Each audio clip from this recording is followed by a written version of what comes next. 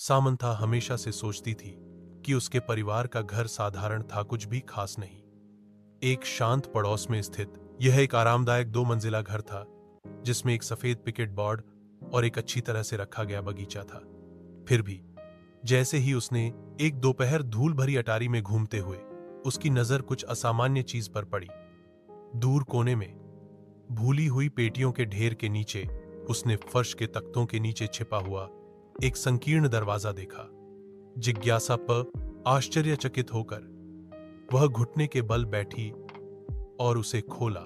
नीचे स्थित छोटा सीढ़ीदार मार्ग एक धुंधले बासी सुरंग की ओर ले जाता था। दीवारें पत्थर से बनी थीं और एक हल्की ठंडी हवा अंदर से फुसफुसाती हुई प्रतीत होती थी। दिल धड़कते हुए सामंथा सावधानी से उतरी, उसकी टॉर्च अंधेरे को चीरती हुई। सुरंग उसकी उम्मीद से कहीं अधिक लंबी फैली हुई थी, जो पृथ्वी के नीचे मुड़ती और मुड़ती थी। वह हिला नहीं सकी। यह एहसास कि वह अतिक्रमण कर रही थी, कि कुछ उसका इंतजार कर रहा था, जो अनंत काल की तरह लगा।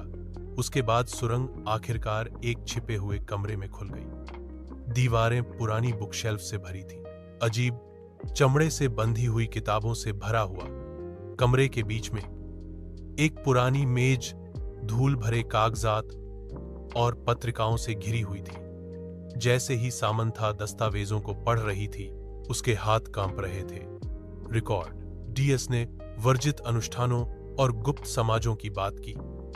उसके परिवार का नाम बार बार उल्लेख किया गया। जितना गहरा उसने पढ़ा, उतना ही उसने महसूस किया कि उसके परिवार का इतिहास गहरे रहस्यों से जुड़ा हुआ था। रहस्य यह दफन रहने के लिए था। उसने कुछ ऐसा उजागर किया था जो किसी को नहीं पता होना चाहिए था, कुछ ऐसा जो पीढ़ियों से छिपा हुआ था। जैसे ही खोज का वजन उस पर पड़ा, उसने सबसे हल्की आवाज सुनी। उसके पीछे से आवाज आई, एक फुसफुसाहट, धीमी और ठंडी। वह अकेली नहीं थी।